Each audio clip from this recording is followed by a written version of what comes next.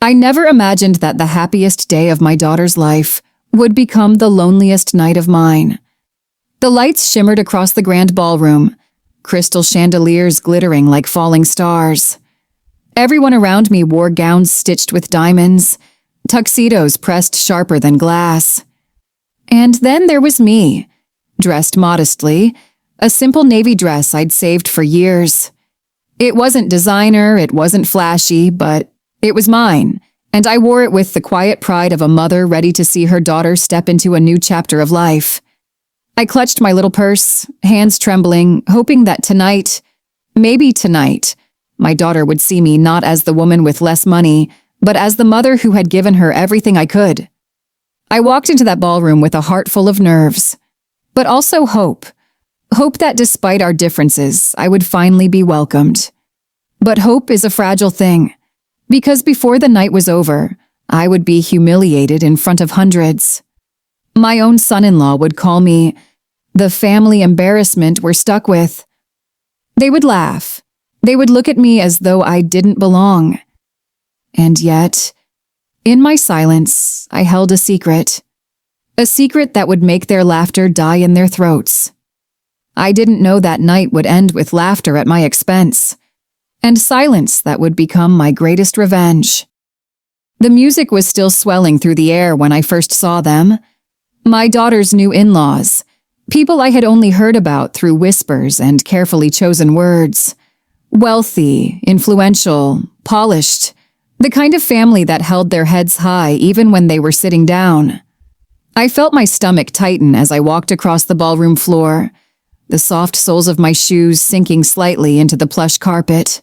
Around me, waiters carried trays of champagne that sparkled under the light, and women in glittering gowns tossed back their heads as they laughed at conversations I would never be a part of. I smoothed down the front of my simple dress. It wasn't silk. It wasn't couture. It wasn't anything close to what the other women wore, but I told myself, I am here as a mother. My value isn't in the label on my dress, but in the love I've poured into raising my daughter. When my son-in-law waved me over to their table, I felt a flicker of relief. Maybe this is it, I thought. Maybe he's finally ready to bridge the gap, to introduce me proudly to the people who mean so much to him. I took a steadying breath and walked toward them, clutching my purse just a little tighter. My daughter sat at his side, radiant in her white gown. I caught her eye for only a moment. She didn't smile, she didn't wave me over, she just watched. And that should have been my first warning. But I kept walking, my heart beating so hard I thought the whole room might hear it. Then my son-in-law stood, turned slightly toward his parents, and in a voice that carried across the table, he said the words that would slice through me like a knife. This is the family embarrassment we're stuck with. For a moment, the room seemed to fall silent. Or maybe it was just me, my ears ringing with disbelief. His words echoed again inside my head. The family embarrassment. That's what I was to him. Not a mother. Not a woman who had raised the very bride at his side. Not a guest at this wedding. Not even a human being worthy of respect. Just an embarrassment. And then came the sound that will never leave me. The laughter. It started with his parents. A sharp, sudden burst like glass breaking. Then it spread to a few others at the table, rippling outward until the air was filled with chuckles and smirks. Even people who didn't know the full context laughed because laughter is contagious. And at that moment, I was the joke. I felt my face grow hot, my chest tighten, my throat burn with tears I refused to let fall. I wanted to disappear, to melt into the floor, to run from that ballroom and never look back. I glanced at my daughter. She was right there, sitting beside him. My little girl, the one I had rocked to sleep, the one I had stayed up with during long nights of fever, the one I had worked 2 jobs to put through college. My daughter. And she said nothing. She didn't reach for my hand. She didn't defend me. She didn't even look away from her champagne glass. She sat there as silent as stone, while the man she had just vowed her life to reduced me to a punchline. That silence cut deeper than his words ever could. Because when strangers laugh at you, it stings. But when your own child chooses not to stand beside you, it shatters something you didn't even realize could break. I could have spoken. Oh, I could have. My lips parted, my tongue pressed against the back of my teeth, ready to lash out with all the words burning inside me. I wanted to tell him about the nights I worked until my body ached just to keep a roof over our heads. I wanted to tell his parents that I may not wear diamonds, but I carry scars of sacrifice they could never imagine. I wanted to shout that I was not an embarrassment, but the reason my daughter had grown up strong and educated, able to stand here at all.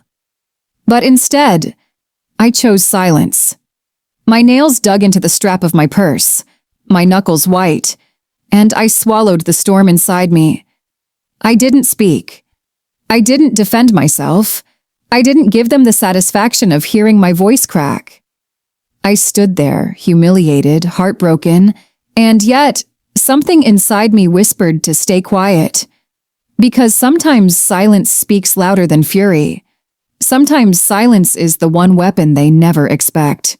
So I forced my lips into something that resembled a smile, though my chest felt hollow, and I nodded politely as though I hadn't just been stripped of my dignity in front of everyone. I lowered myself into the empty chair at the corner of the table, distant, small, and invisible. The laughter slowly faded into new conversations, as if my humiliation was nothing more than a passing joke, something to fill a few seconds of their evening before moving on to caviar and champagne. But for me, that moment stretched on endlessly. I watched them. Their glittering jewelry, their smug expressions, their careless cruelty. I listened as they boasted about vacations I could never afford, cars I had only ever seen in magazines, houses with more rooms than people. Each word felt like another reminder of how far removed I was from their world. And yet, I stayed silent. Inside, my heart was breaking. Not just because of what was said, but because of what wasn't. My daughter's silence rang louder than all their laughter combined. She didn't say, "Don't talk about my mother like that." She didn't say, "She's the reason I am who I am." She didn't even whisper a quiet, "I'm sorry." She said nothing. And so I sat there, a ghost at my own child's wedding, watching as she allowed them to laugh at me, to diminish me, to erase me. But what none of them knew, what not even my daughter knew, was that I carried a truth inside me. A truth that, in time, would change everything. In that moment, though, I didn't need to reveal it. I didn't need to shout. I didn't need to fight. Because sometimes the greatest power lies not in the words you say, but in the ones you hold back. So I stayed quiet. My silence wasn't weakness. My silence was the seed of something greater. They thought they had humiliated me. They thought I had no voice, no pride, no place among them. But one day, they would understand. One day, my silence would roar louder than their laughter. And on that day, they would regret ever calling me the family embarrassment. The laughter still echoed faintly in my ears when I first sat at their table, though the room had already moved on to another joke. My cheeks burned with the humiliation I had swallowed, but I kept my posture straight, my hands folded neatly in my lap. To anyone watching, I probably looked calm, like I had brushed it all off. But inside, I was splintering. It was then that I truly began to notice the groom's parents. They didn't try to hide who they were. People like them never do. They carried their wealth the way some people carry a crown, not on their heads, but in their eyes, in the way they looked at everyone else as though the entire world was their audience. His mother was dressed in a gown that shimmered under the chandeliers, diamonds dripping from her neck and wrists, as though she had scooped them from a treasure chest that morning. His father wore a suit tailored so perfectly that not a single crease dared exist where it shouldn't. They were the kind of couple that didn't just enter a room, they took possession of it. And the way they sat, so smug, so self-assured, It was clear they believed themselves to be above everyone else. Not just above me, above everyone. I watched my daughter sitting beside them, her eyes sparkling in a way I hadn't seen since she was a child on Christmas morning. She leaned into them, eager, desperate almost, as if waiting for their approval.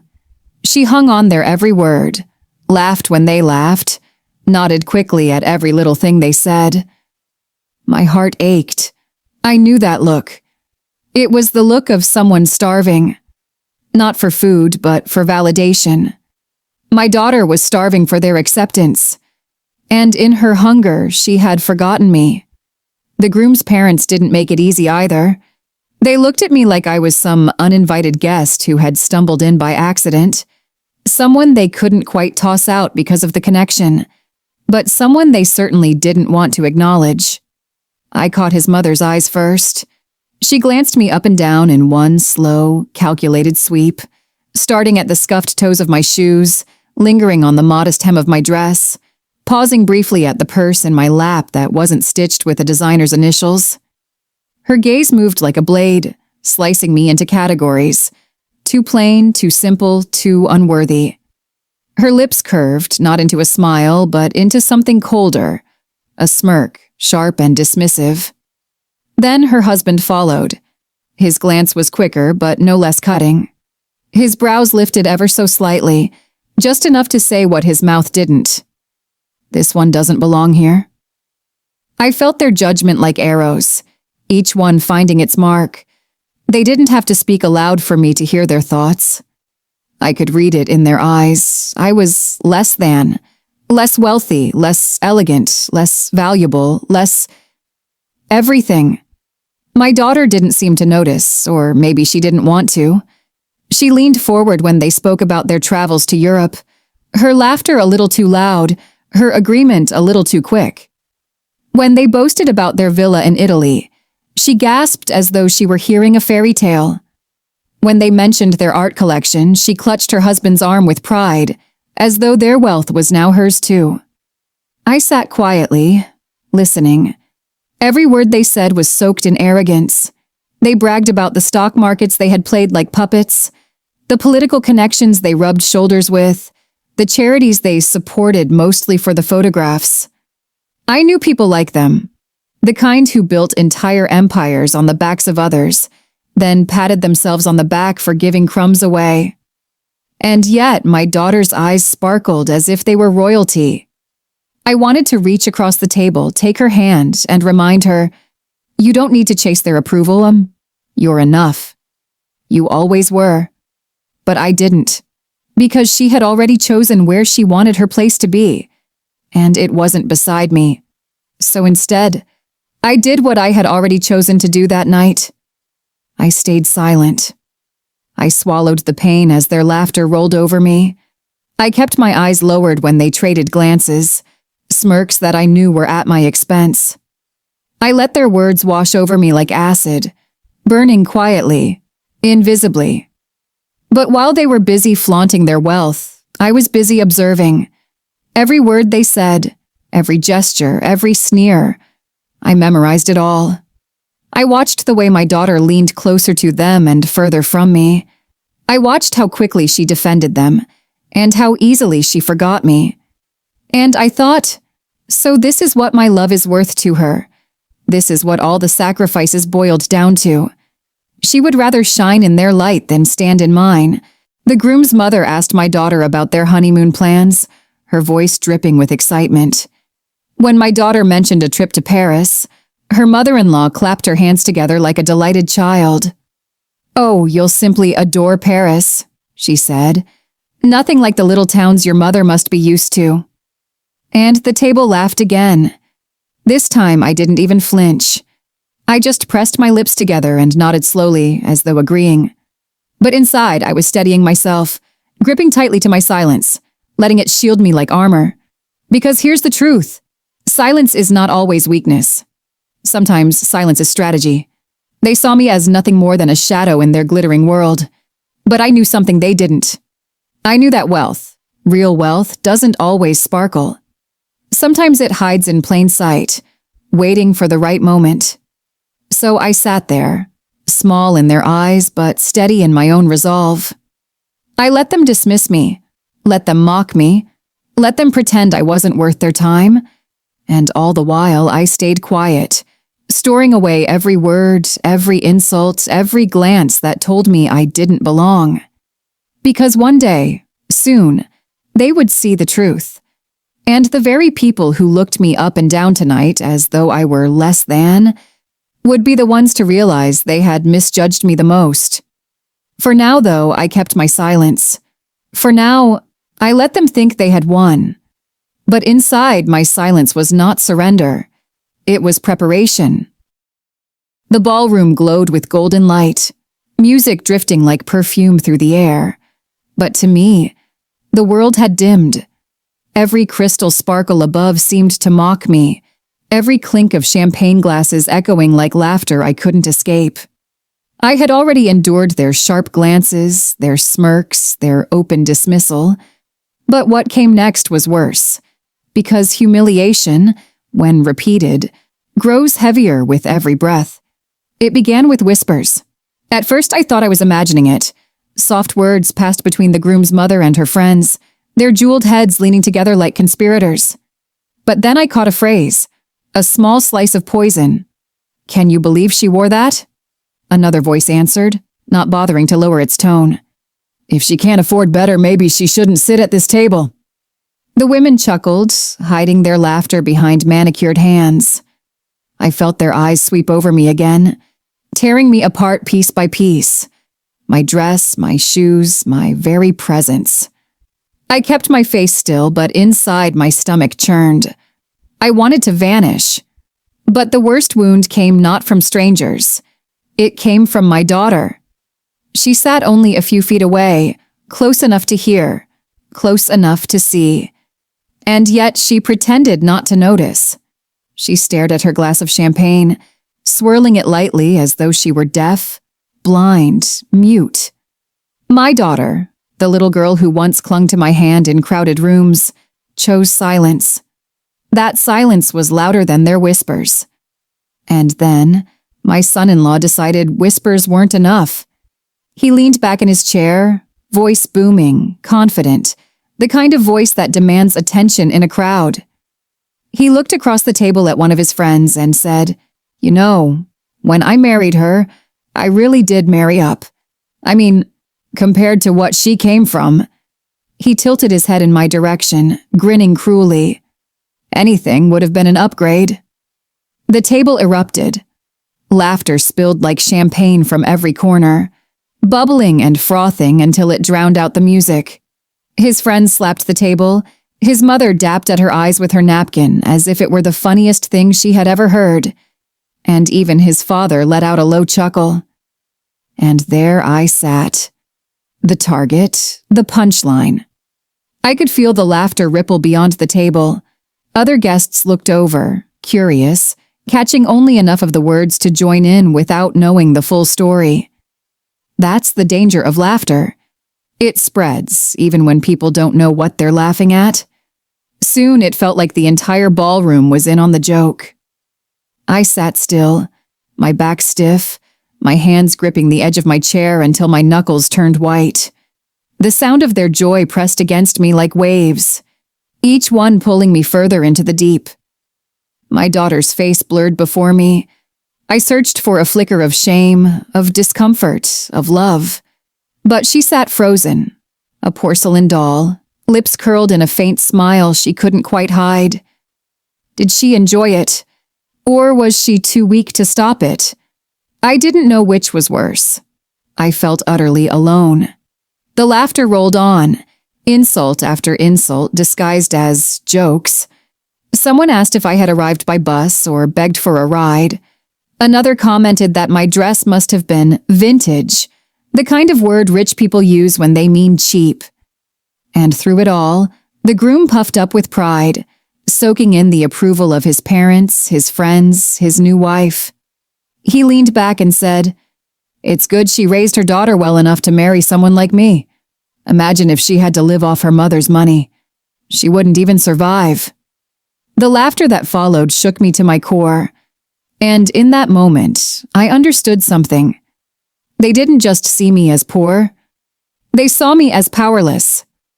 But they were wrong. As I sat in that storm of ridicule, something hardened inside me. Every sneer, every chuckle, every dismissive glance became fuel. I wanted to scream, to rise from my chair, to shout until their laughter died in their throats. But I didn't. I chose silence. Not the silence of defeat. No, this was different. This was the silence of someone sharpening a blade. I sat there and let them laugh. I let them point. I let them believe they had won. Because the sweetest revenge is not loud. It's quiet, patient, and unstoppable. Inside, I made a vow. Laugh now, mock me, diminish me, pretend I am less than you. But I will not always be silent. One day my silence will end. One day my truth will rise. One day the same mouths that laughed at me will gape in shock. For now, I endure. For now, I watch. For now, I stay quiet. But silence does not mean surrender. Silence is the breath before the storm. And when the storm comes, they will remember this night, this laughter, this cruelty. They will remember it because the woman they dismissed, the mother they mocked, the embarrassment they laughed at, will be the one who silences them all. The laughter rolled on, each wave heavier than the last, until I felt like I was drowning in it. I sat still, my smile brittle, my heart fractured but unbroken. They thought I was finished. They thought they had stripped me of dignity, that their mockery had reduced me to nothing more than a shadow in the corner of their glittering world. But life has a way of turning the tide at the very moment when you least expect it. It began quietly, almost too quietly to notice. While the table roared at another one of my son-in-law's jokes, his father's gaze lingered on me. At first I thought it was just more of the same judgment I had endured all evening.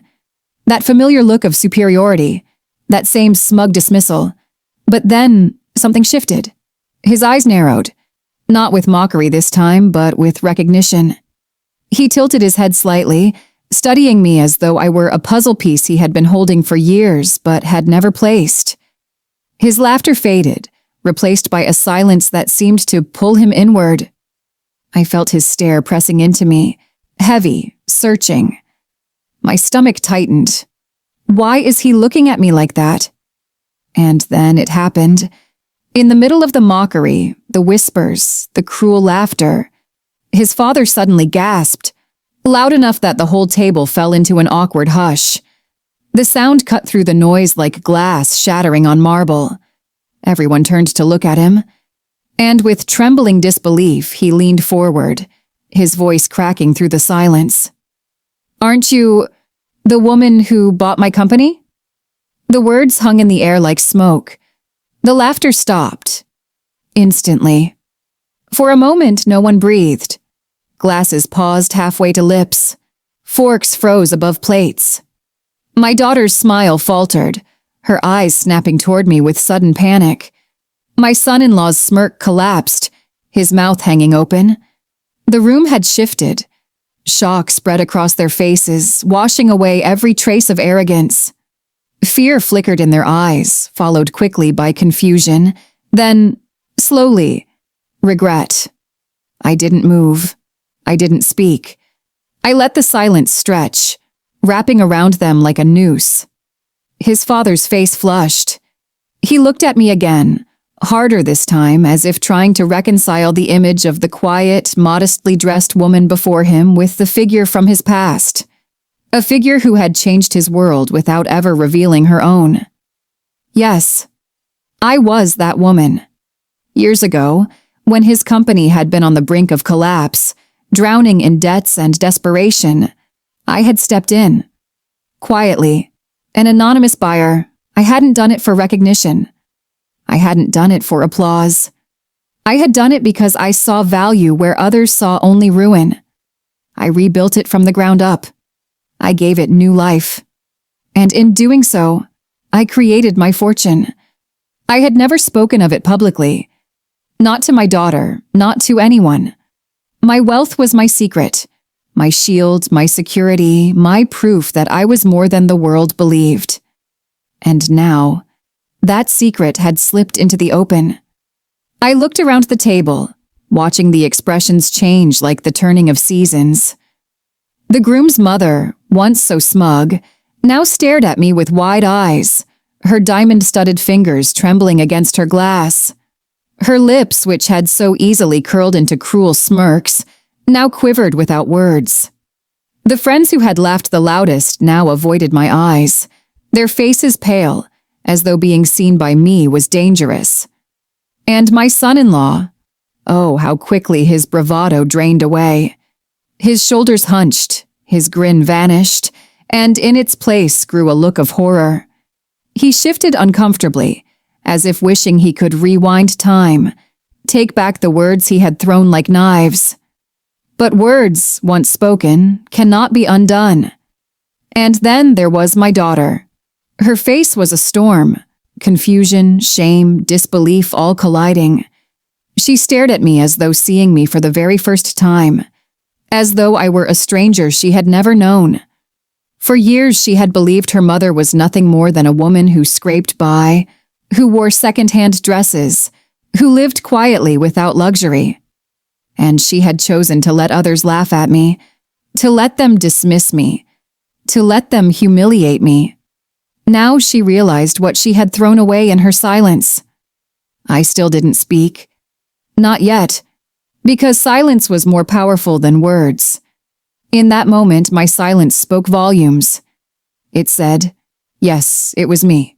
Yes, I am the woman you mocked. Yes, I am the one you dismissed. And yes, I am far more than you ever imagined." The groom's father cleared his throat, trying to recover his composure.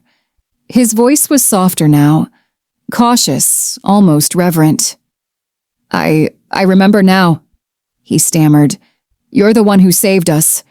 We were drowning, and you—" He stopped, his words tangling in his mouth as he realized how deeply he had erred in letting his son humiliate me.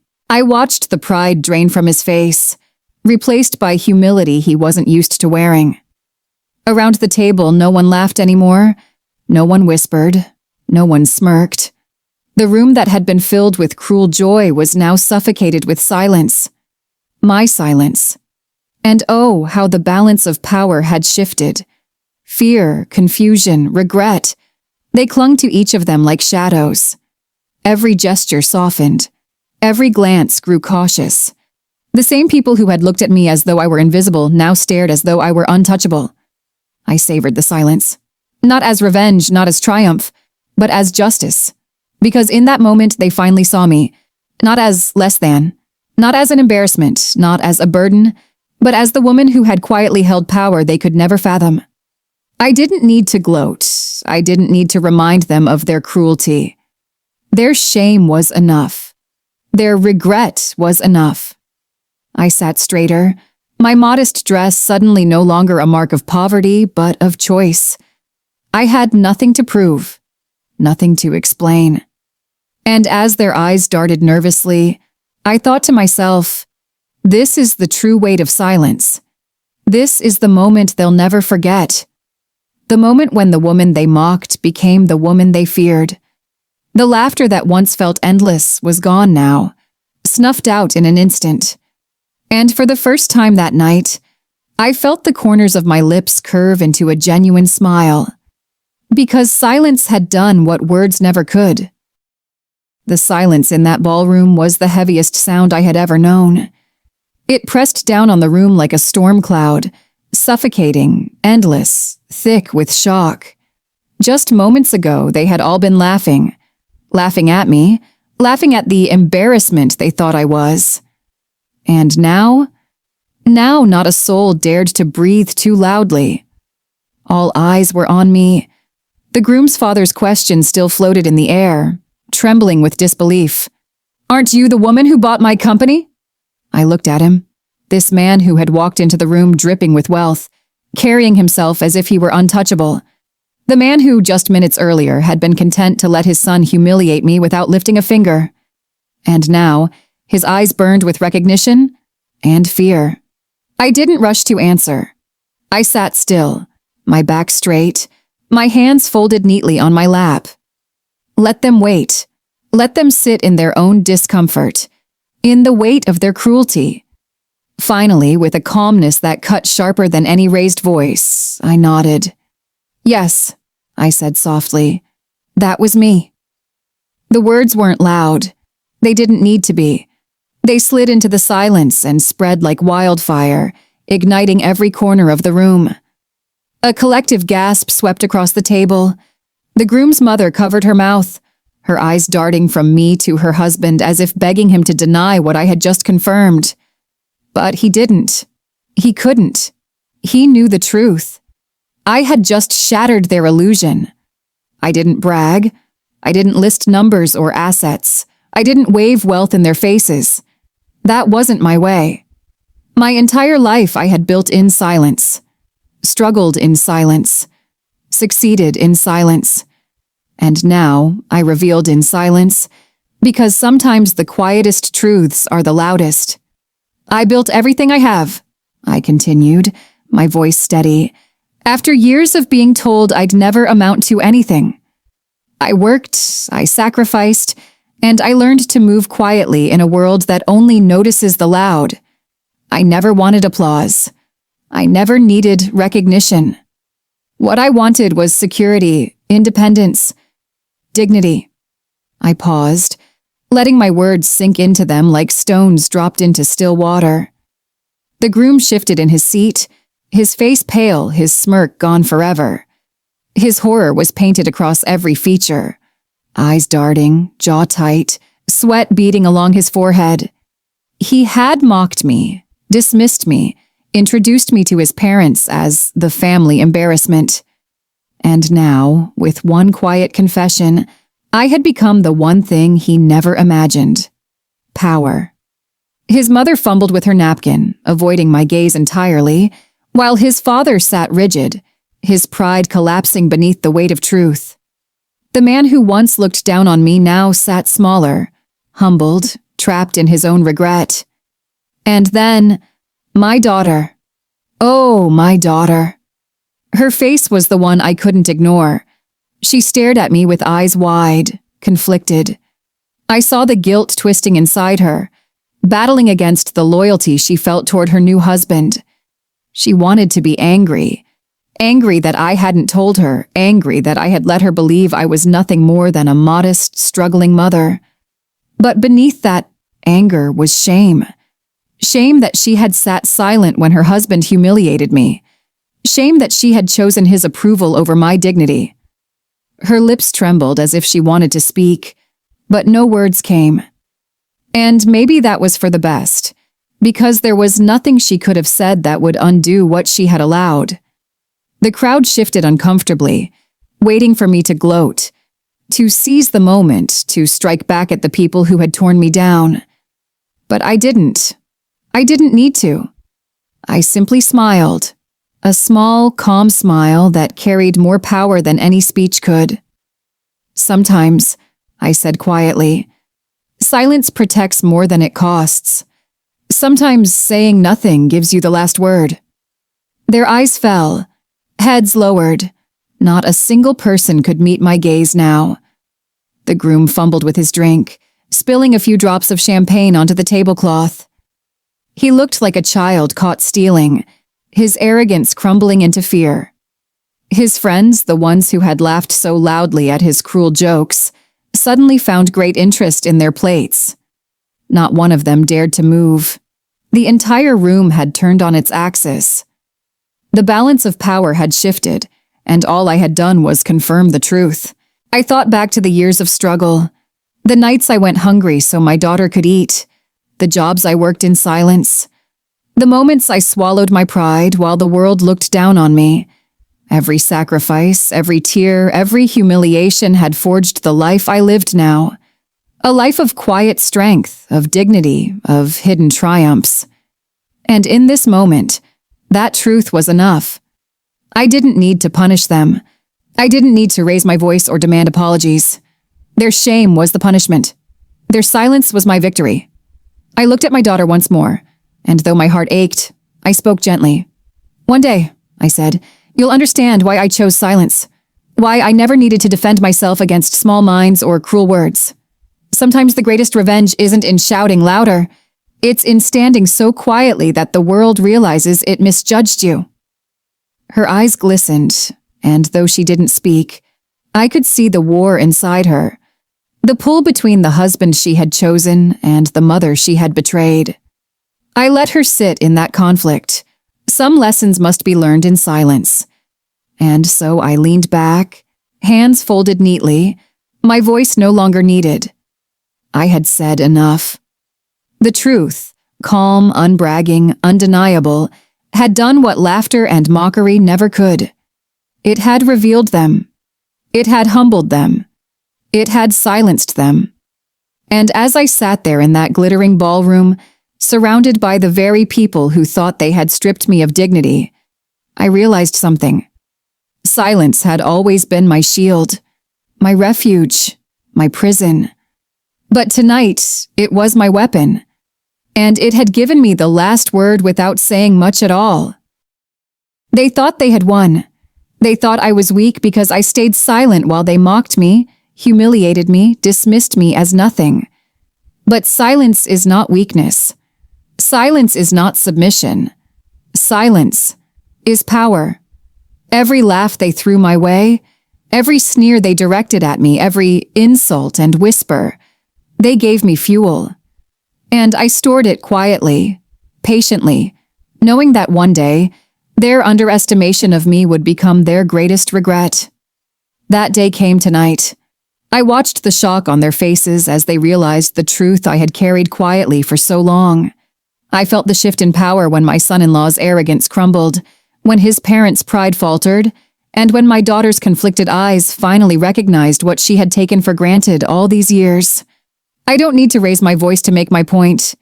My dignity, my quiet confidence, and the wealth of my patience speak louder than anything I could have shouted. One day my daughter will understand why I chose quiet dignity over loud anger, why I didn't confront them with fury, but allowed truth and silence to do the work for me. Because silence has a way of echoing louder than any insult ever could. And when it does, those who once mocked you will never forget the sound.